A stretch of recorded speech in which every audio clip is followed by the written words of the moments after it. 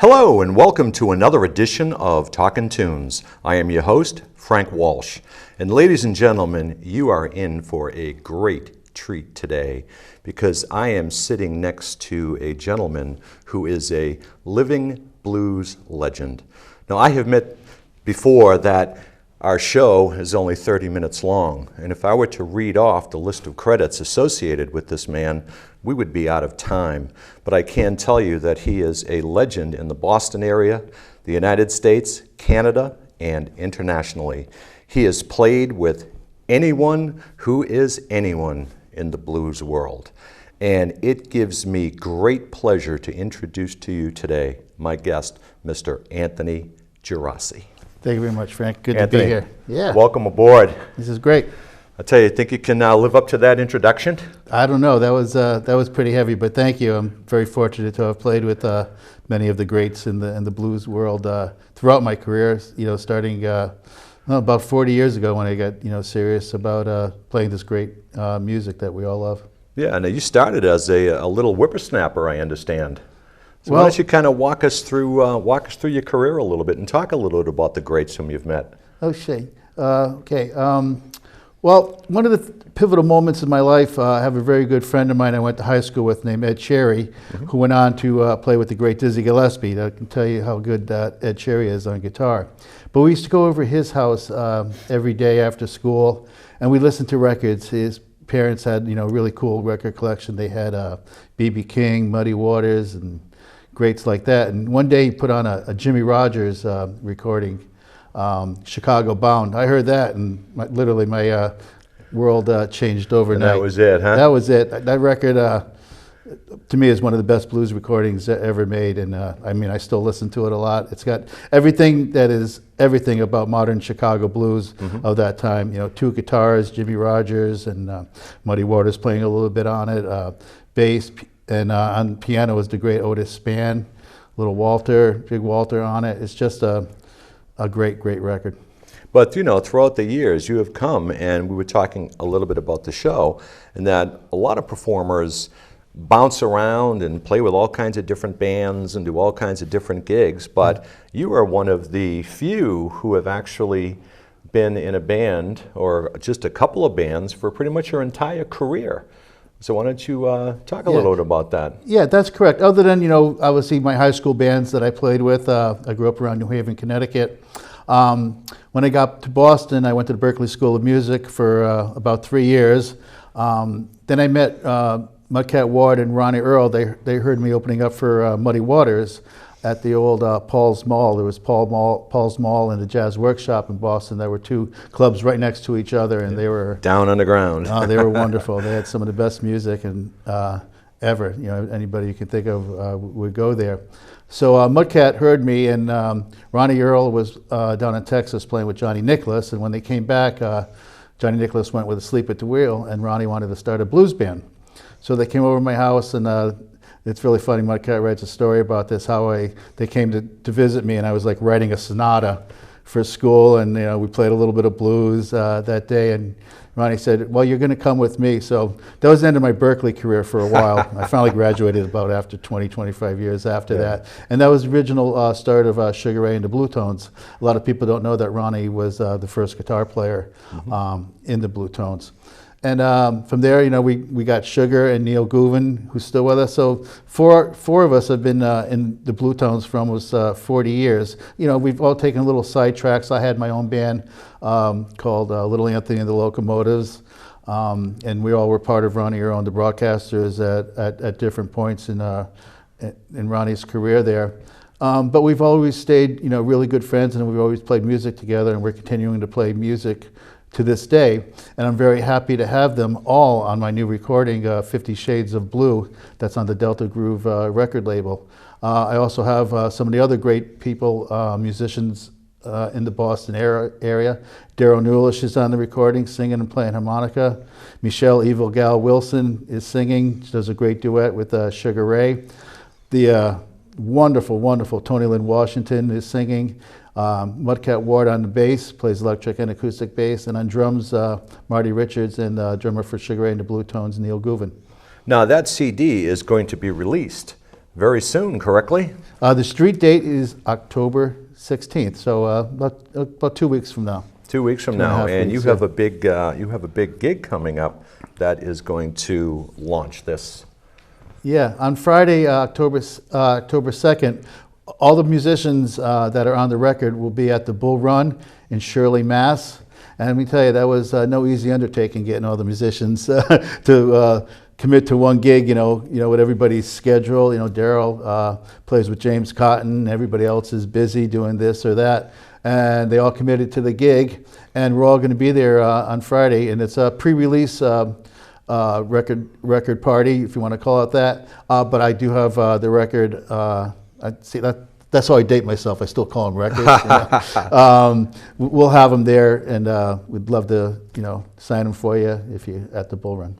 Now, this show is going to be airing before that premiere on Friday, and it will be showing afterwards. Mm-hmm. How will they be able to get your CD after that, when the show continues past that date? Sure. If you don't get it at one of the shows that I'm playing at, you can get it from Delta Groove Music.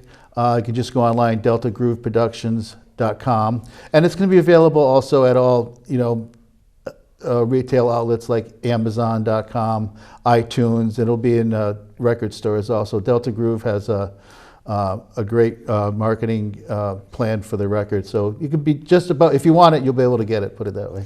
Will they be able to get it on your website as well? I'm going to have a link to Delta Groove Music to get it through them. And what is your website? Why don't you tell the folks at home what your website is? It's www.anthonygeraciblue.com. And there it is. Right there on your screen. Yeah.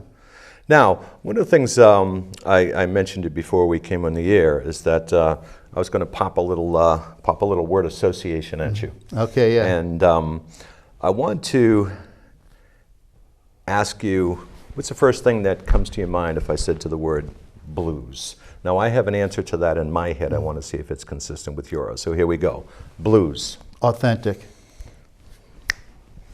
I was close. Okay, good. Okay. I was going to say honest. Yep. Because I can see you in the history of your music and interviews that I've read and some of the stuff that I've seen you perform. Honesty seems to be what's coming out because you put your heart and your soul into that. And talk about why you said genuine. I feel like blues music is music, if you think about it, 99.9% of the songs have 3 chords in them. Usually the 1, 4, and 5 of whatever key that you're playing in. So on the outset, it seems like very simple music, but there's so much going on. There's so many styles that you can play within like the blues format. Of course, you have the Chicago blues that I talked a little bit about before, that Jimmy Rogers and Muddy Waters were doing in the mid-50s. You can talk about the Kansas City blues that's more swinging, like Joe Turner was doing in the 40s. You have like the Texas blues, like late 50s and early 60s. Actually, Johnny Winter was playing. I think a lot of people don't remember how far back Johnny Winter actually goes. I mean, he was doing recordings in like the very early 60s, if not the late 50s. And of course, the great Albert Collins with that, master of the Telecaster, that really biting, guitar, and that's really associated with Texas blues. You got West Coast blues that, is associated with a little bit more of a cooler sound. But the overwhelming part of it is it's still just 3 chords, and it's what the musicians or the bands do with those 3 chords that makes it an individual part of what you are as a musician or as a band. Would you say that genuine or honest is that thread that runs through all of them to make them truly great? Sure. I was once doing a gig with Sonny Lance Slim, the great Chicago piano player, and he said, "Man, you can line up 100 musicians, and if 3 of them know how to play the blues, you're doing good." And there's something true about that. Everybody thinks or says that they can play blues. Yeah, and as I said before, yes, any competent musician will be able to play over 3 chords, but it's like the feeling, the little bit of soul that you put into it. And I think you also have to, you hit on this a little bit, you have to acknowledge the history of the great music. You have to know a little bit about that. You can't just, blindly just play a 12-bar blues and think it's going to be great. You really have to do a lot of listening. to like the masters. Everybody I know has like really, really huge record collections. And we've been listening to records for years and years, 78s. We have 78s that would, knock you out, and I still listen to them. Tonight I'm actually doing another radio show, and it's called Vinyl Tuesday, so I just went down to my basement this morning. I pulled out about 20 of my old vinyl records, so I'm looking forward to that too. Very cool, very cool. As you can see, Anthony, time is fleeting here, so I think that it might be wise at this point to show a little clip of the production of your CD here that's going to be released. So why don't you do a quick intro? Sure. Do a quick intro into that. Sure. This is what they call a video teaser. This was put out by Delta Groove Music. They're actually out of the Los Angeles area in California. A great, great blues label. They're really in the top 5 of all the blues labels that are out there right now. And this is a trailer that they put together. It showcases a few of the tunes on the recording, but it lets you also know who is on the recording. Great. So here we go.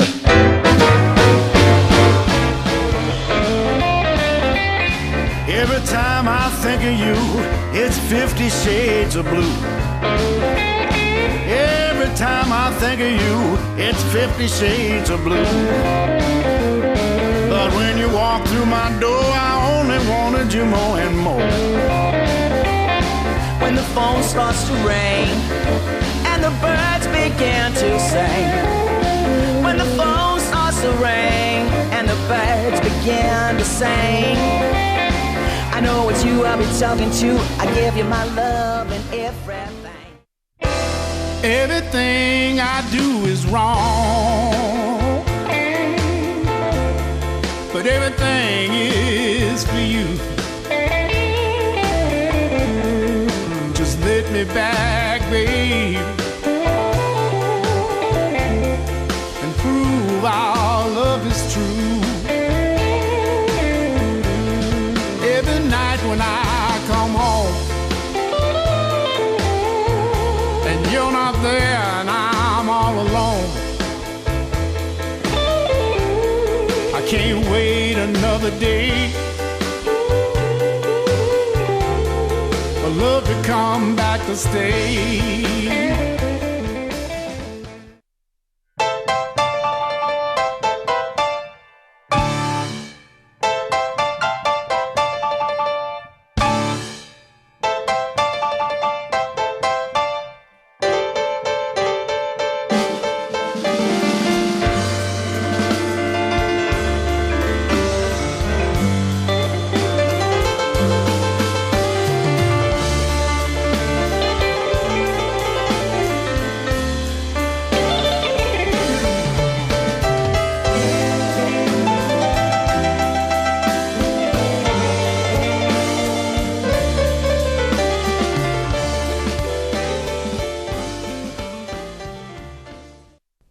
So, ladies and gentlemen, what better way to end that great little clip than to go right to the great Anthony Geraci performing Into the Quicksand Again.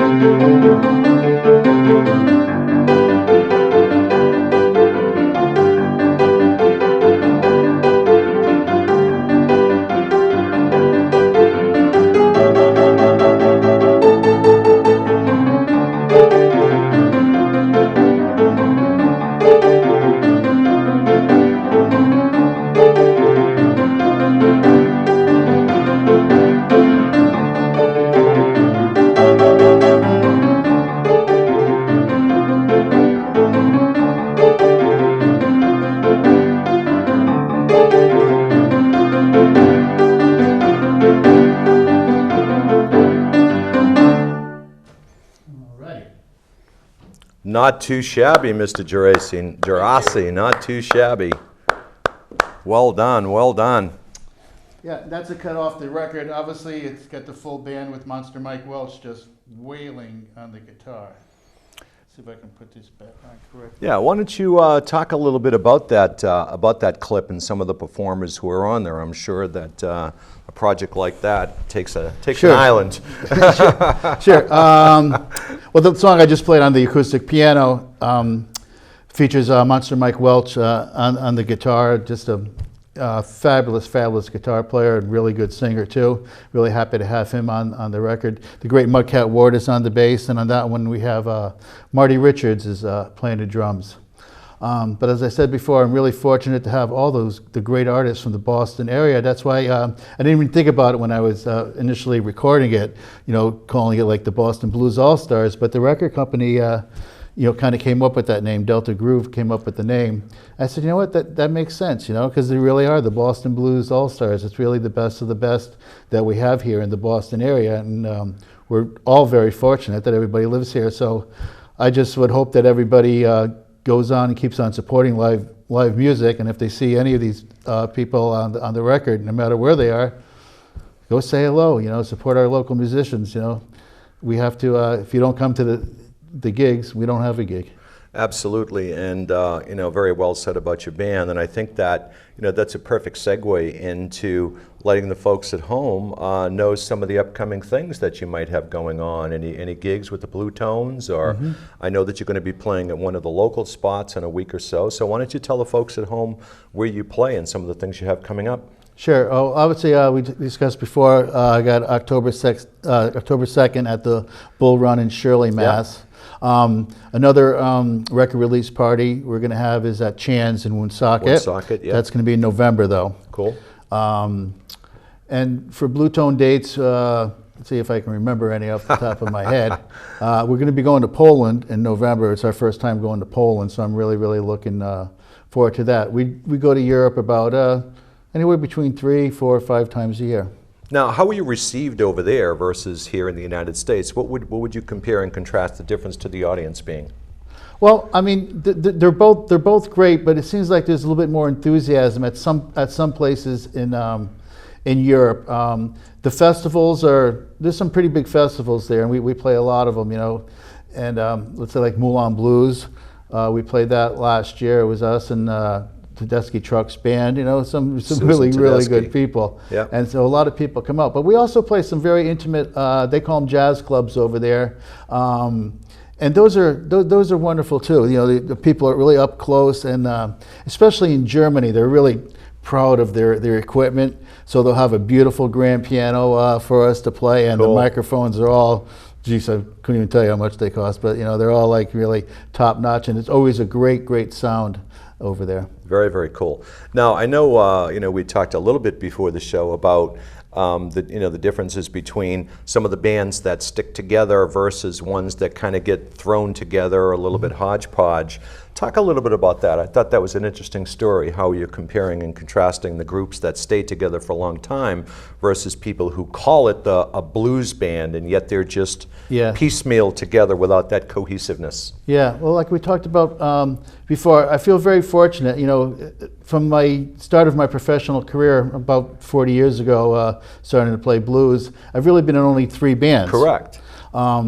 And Sugar Ray and the Blue Tones I've been with for almost 40 years. I was with Ronnie Earl for many, many years, Ronnie Earl and the Broadcasters. I had my own band for about 4 or 5 years, Little Anthony and the Locomotives. And what that does for me, and I think for the other musicians, if you're lucky enough to keep a band together for anywhere near that length, is you get to grow musically. Your songwriting gets stronger. There's almost a little bit of telepathy that goes on, when you're going from song to song or solo to solo, that you really can't get if you're just in a quote-unquote pickup band, Yeah. So I feel very fortunate that, the 3 bands that I've been in are, number 1, have all been really, really great. And number 2, it gives us all chance to grow. And really, it's about trust too. You can trust that the guy next to you is going to really support you, and vice versa. You're going to support that person when it's their time to either solo or do their thing. Now, today we saw you playing on the piano, but you are quite the keyboardist in general. Talk a little bit about the keyboards and that, that instrument and the variations of that versus playing the piano. Well, I've been playing piano since I've been 4 years old. I'm 61 right now, so I've been playing for quite a long time.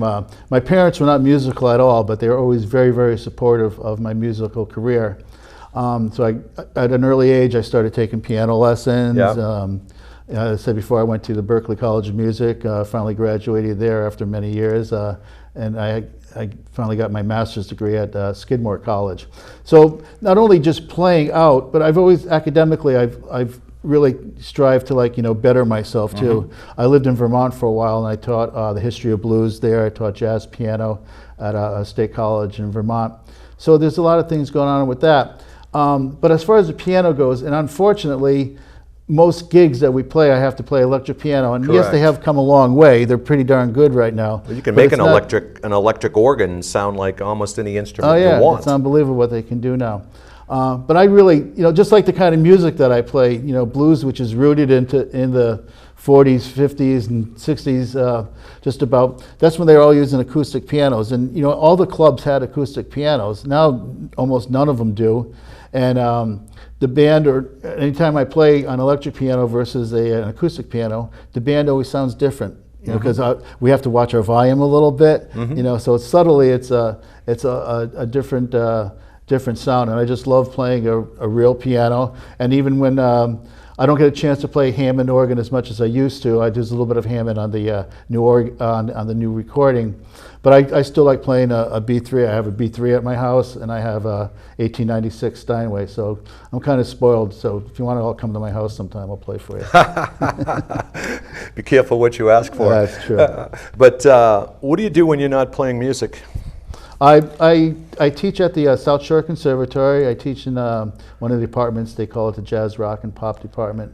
I teach that there at Hingham and in Duxbury. Yep. I also love to cook, and I'm an avid gardener. I did see that. What's your favorite dish? Because I might see a throwdown in the making here. I like to play with the pots and pans as well. I can't hit the keys, but I can bang the pots and pans. So what's your favorite dish? What do you do when you sit back and you relax? What do you make? Well, I come from an Italian background. No, really? Yeah, really. Geraci, I would have figured that out. When I'm in Italy, it's Geraci. Geraci. I just come from an Italian background, and anything that remotely I can do that's starts off with olive oil, garlic, and basil. I just go from there. What can go wrong? I just love to cook. I really do. Now I take it you get the garden, so everything comes from the garden right into the stove, right? Still getting stuff out of there. Cool. Well, tell Anthony, as you know, time is winding down. So why don't you once again let people know about your CD? Sure. Tell them about your CD. Sure. And talk about. Anybody you want to say hello to or anybody you want to thank. And you've got another little product here as well. These are all going to be available at the Bull Run and when I play at Chan's in November. Chan's is in Woonsocket, Rhode Island. This is called 50 Shades of Blueberry Jelly. So you can pick them up at the shows. And once again, this is the record, 50 Shades of Blue, featuring the Boston Blues All-Stars.